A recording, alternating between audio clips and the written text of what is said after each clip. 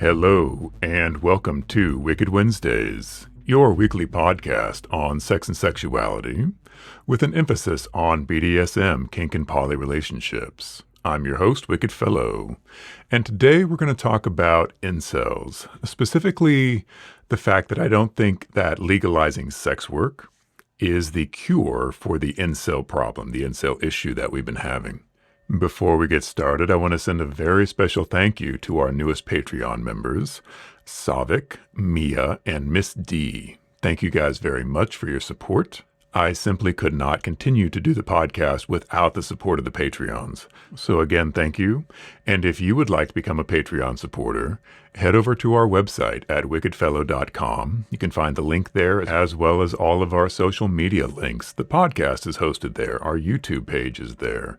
And of course, all of our adult sites. Again, that's wickedfellow.com. I wanted to thank you guys for the feedback I got on the consent podcast that I did.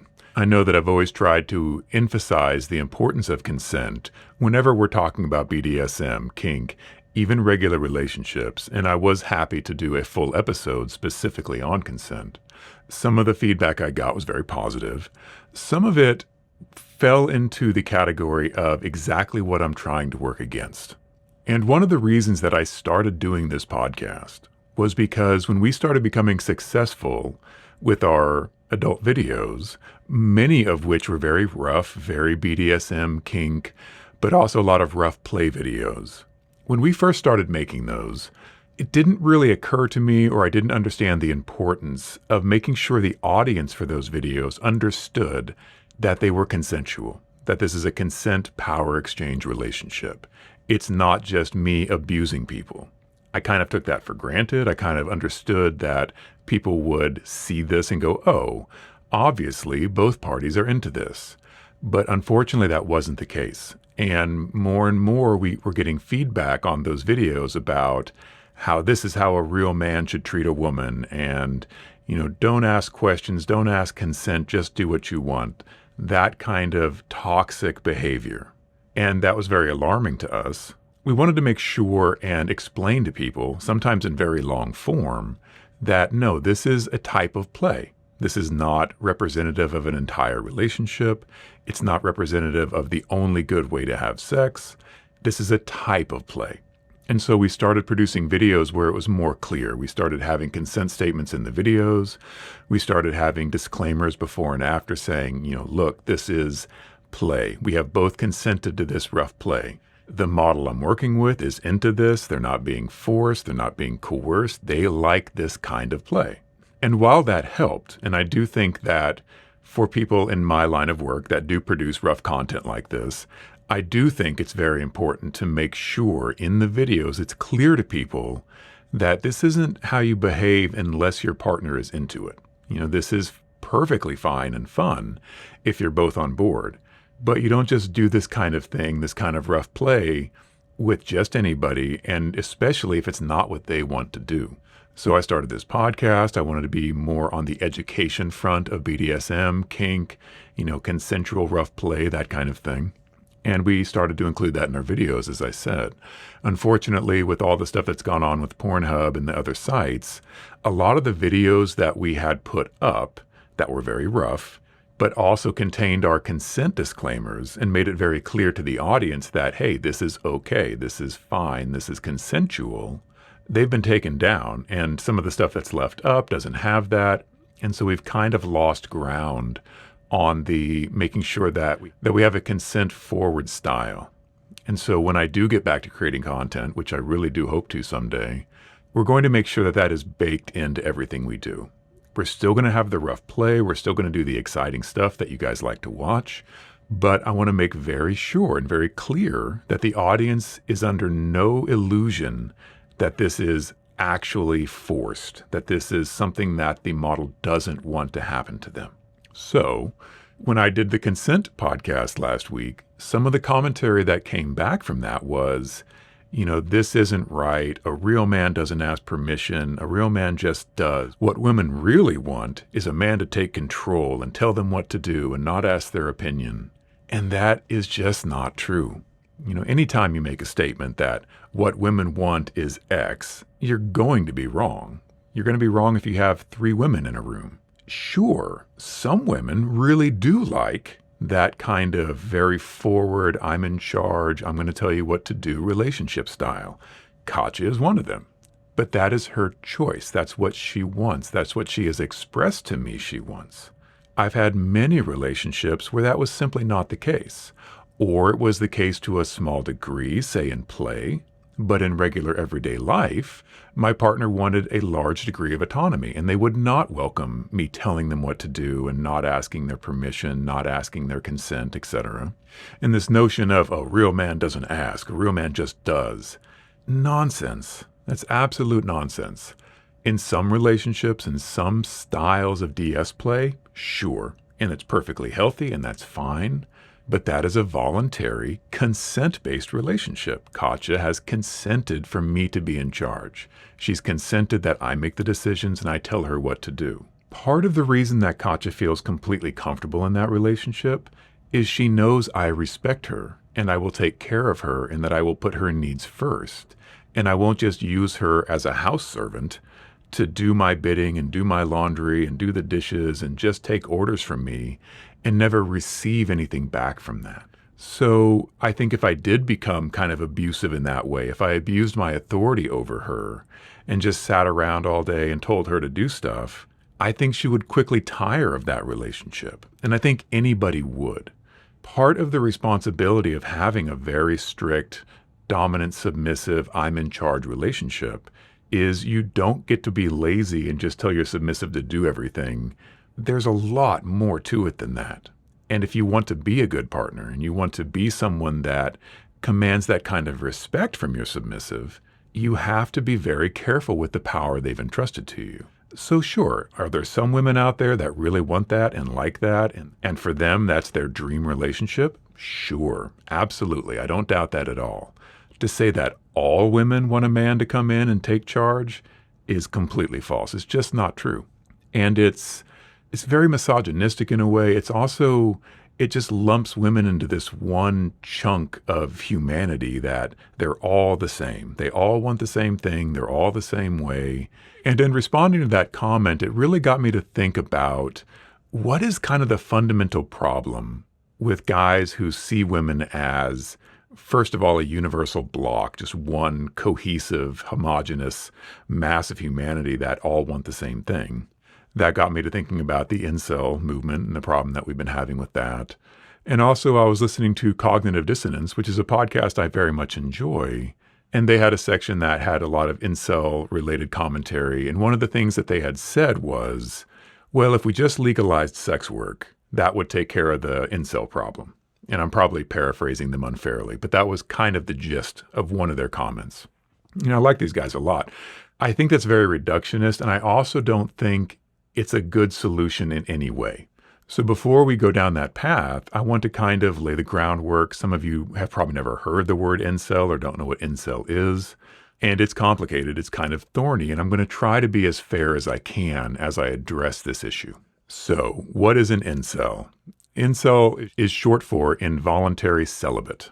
Someone that wants to have a relationship, specifically a sexual relationship, but is unable to have one. Whether that's because they are conventionally unattractive, or they have very poor social skills, or they're not seen as desirable by the opposite sex. There are a myriad of reasons why someone may end up as an involuntary celibate. The fact is that there are a lot of people who desperately want to have a relationship with someone and are unable to. For some segment of the incel population, they don't take that angst and anxiety and anger out on the opposite sex or the same sex if they're a same-sex incel. They kind of understand that for various reasons, they don't make a very attractive partner.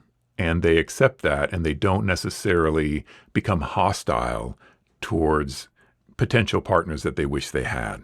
Unfortunately, there's a larger segment of the incel community that is very hostile towards the opposite sex or the same sex. This is one of those things that it tends to be male incels against women.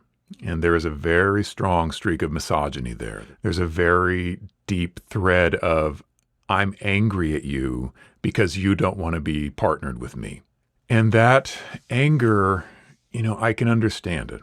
This has not been a problem of mine, but I definitely know what loneliness is. I definitely know what it's like to want something you can't have. And I can understand why turning that anger and that pain and that loneliness and projecting it at the source of what you see as your problem. I'm a male incel and I want to be with this lady, but she doesn't want to be with me. So I'm going to be angry with her. I'm going to take that out on her. I'm going to dehumanize her. I'm going to make her the bad person for not wanting to be in a relationship with me. That is very tempting. I would say it's even a natural response. It's an unhealthy response, and it's not something that anyone should entertain. But I can understand that anger and I can understand that pain. But taking it out on women because they don't want to be your partner doesn't solve the problem. It doesn't make things better. Creating an enemy, dehumanizing them, lumping them all in the same category and deciding that they're just subhuman. They're not real people. They don't get to make their own decisions and choices. That sense of entitlement that I should have a partner. And because I do not have a partner, I'm now angry. We see a lot of this, especially in online communities. I don't think being an incel is anything new. I think that because of the nature of online discourse and marginalized groups being able to communicate and grow, I think that what was once a very isolated and isolating condition, obviously, has kind of formed a cohesive mass of people that fall into this angry, misogynistic incel community. And, as I was saying, not all people that are involuntarily celibate are bad and are hateful towards women. I don't believe that at all. I just know that those people aren't the problem. Those people aren't attacking women. Those people aren't actively harming women. And that's become a thing where we've seen terroristic style attacks against women because of this incel ideology of women are bad and I'm going to attack them for it. And that is fostered and lionized by certain segments of the incel community. And that's very dangerous and that's very harmful. And I believe that some of that thinking is where you get comments like I got on the consent video. I'm not saying that that person is an incel, but there are some shared ideologies that women don't want or don't deserve to be treated as peers, that they should be told what to do and serve you, which is not true. So to bring this around to the comment from Cognitive Dissonance, the thinking of, well, if we made prostitution legal, if we made sex work legal, then these incels would have an outlet for their sexual frustration, and then there wouldn't be a problem. The problem would be solved. And I don't really think that's the solution. So on one side, I'm absolutely for the legalization of sex work. I'm a sex worker. I support sex work. I see nothing wrong with sex work. And I really wish that we would, as a country, recognize, legalize, and protect sex workers instead of keeping it illegal with the notion that that's somehow protecting sex workers when that just drives it into the underground economy, which is very dangerous for sex workers. So having it above board, having routine testing, having protections in place for sex workers would be a very good thing.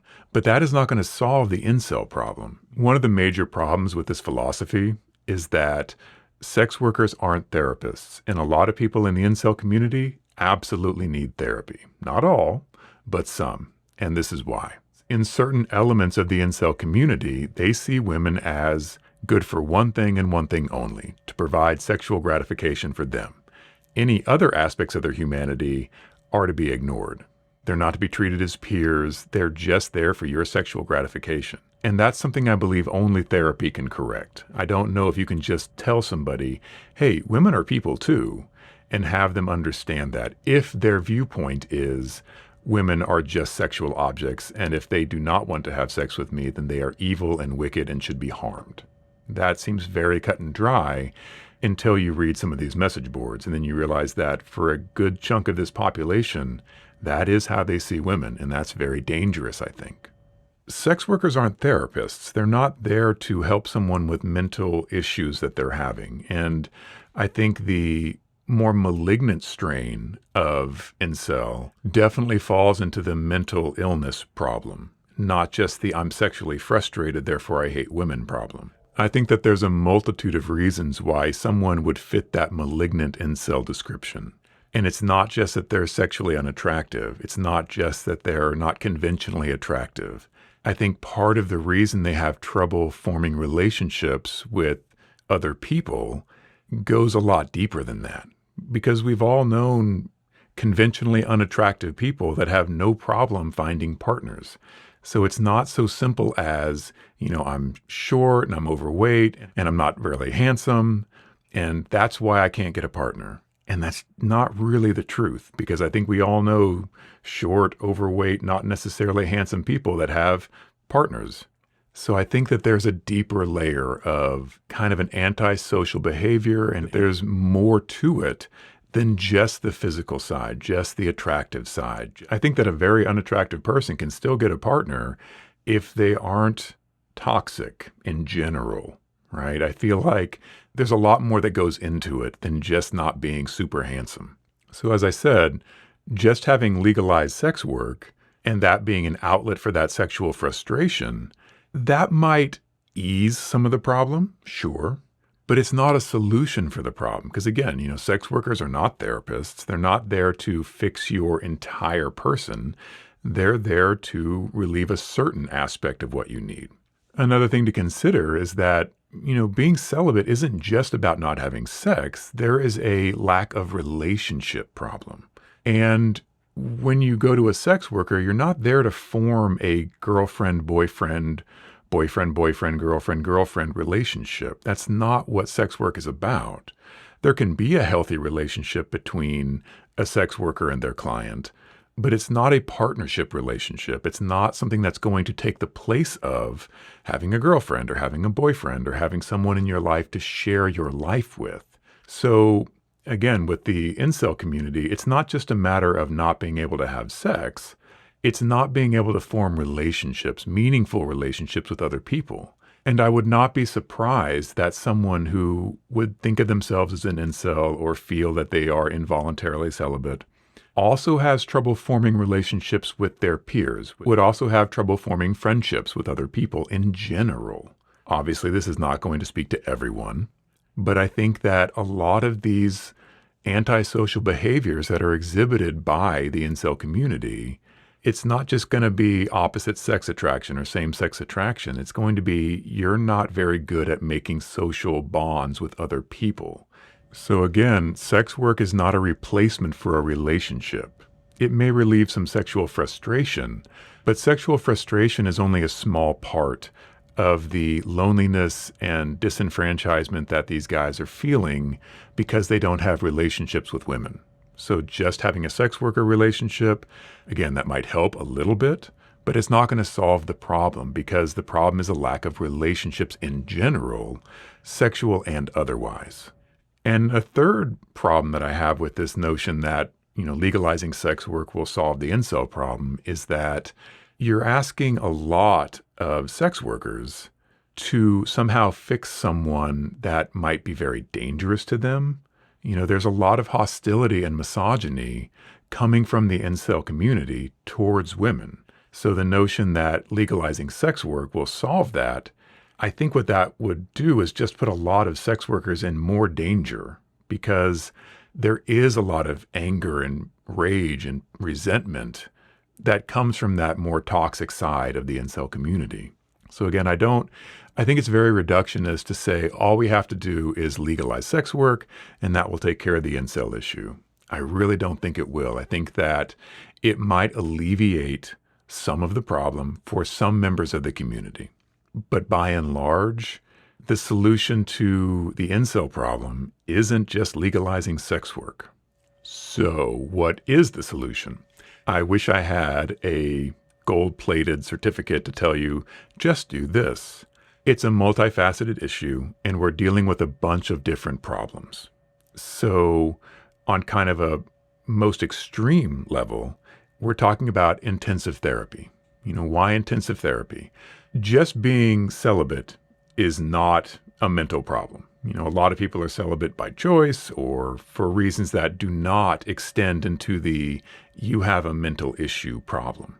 I think when you look at women as worthless, airheaded bimbos that only exist on Earth for the purposes of sexual gratification, that is something that's wrong with you. There's a disconnect in not being able to see women as human beings that are valuable in and of themselves, even if they don't want to have sex with you.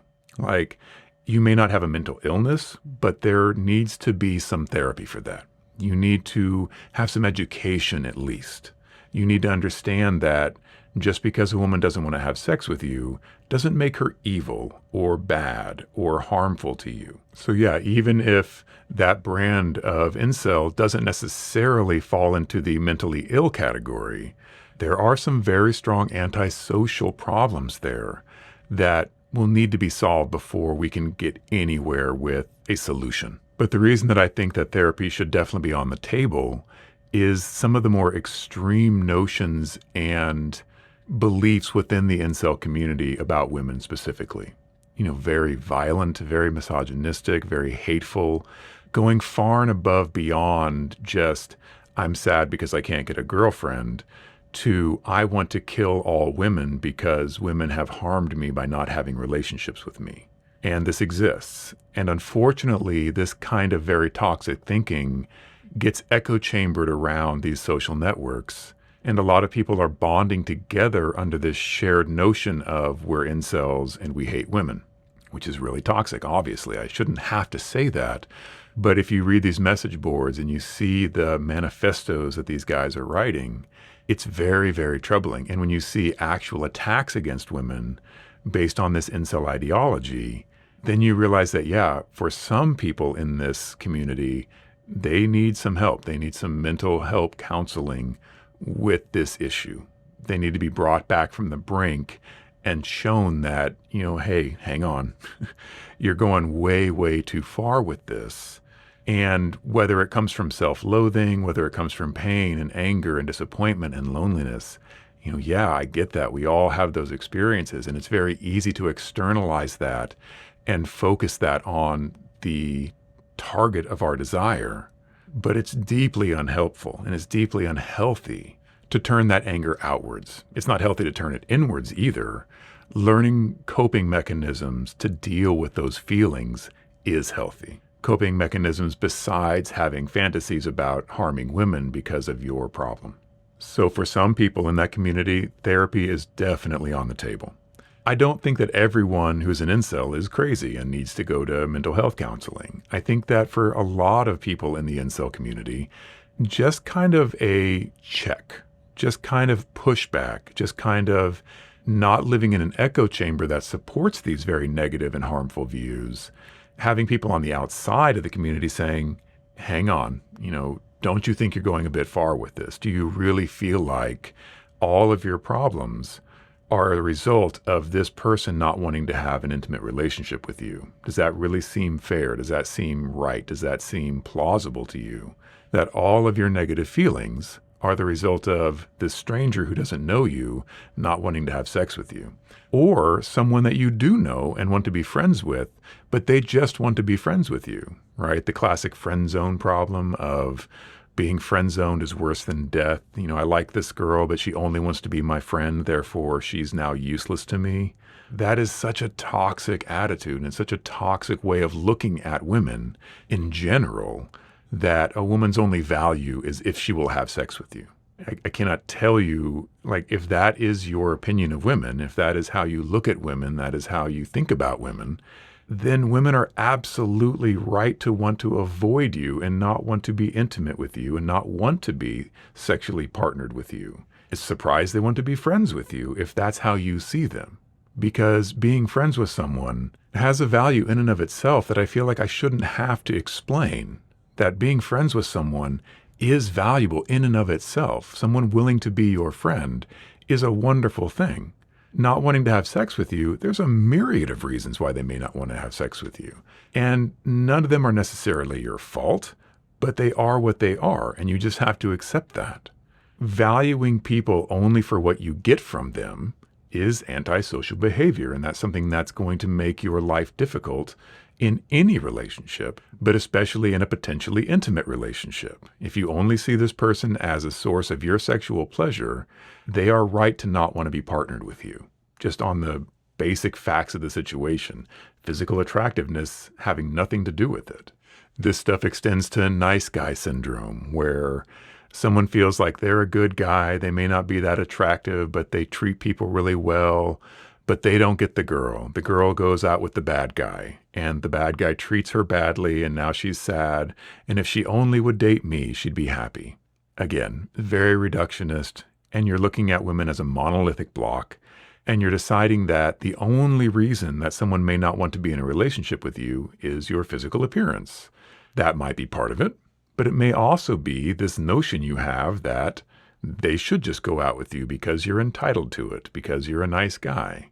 Well, nice guys don't act that way. Nice guys don't look at women who don't want to date them and think, oh, well, she's such a bad person because she won't date me, she won't have sex with me. If that's your thought, then you're not a nice guy. That's just how it works. Nice guys finish last? No, they really don't. And women don't only date bad guys.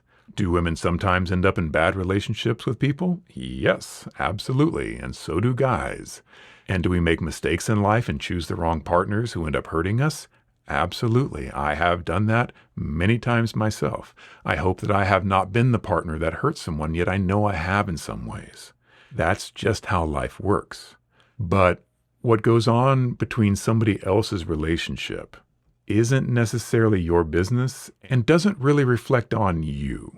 You know, you have your friend and she's dating someone that you don't like, and you see them having trouble and you think, oh, if she only dated me, everything would be great.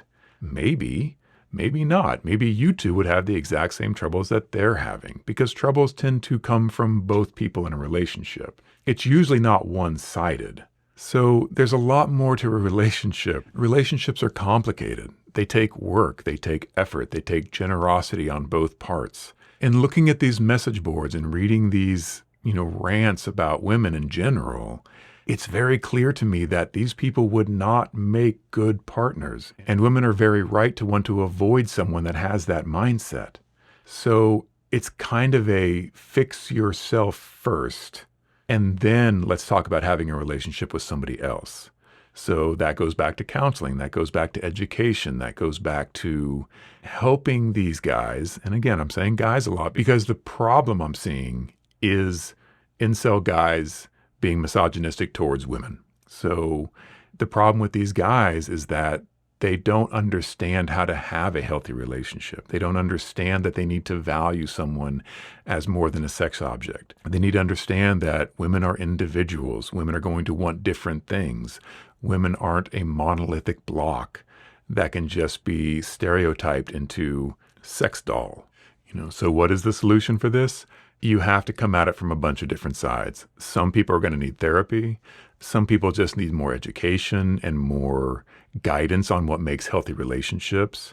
We need to model good behavior. And that's something that I'm trying to do. That's specifically why I'm having podcasts like this, is to model positive male behavior, positive masculinity, instead of toxic masculinity. And I don't know if there's enough of this. And unfortunately, there is a growing industry based around toxic masculinity. Guys like Andrew Tate come to mind that objectify women and use women and are very misogynistic towards women.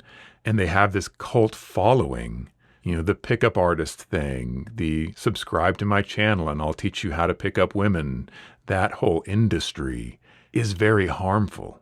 And it legitimizes this mindset in a way that we really shouldn't legitimize. We should be very clear as a society that this is bad behavior. This is not behavior to look up to. This is not behavior to emulate. And I don't know if there are enough people saying, hey, no, be like this instead.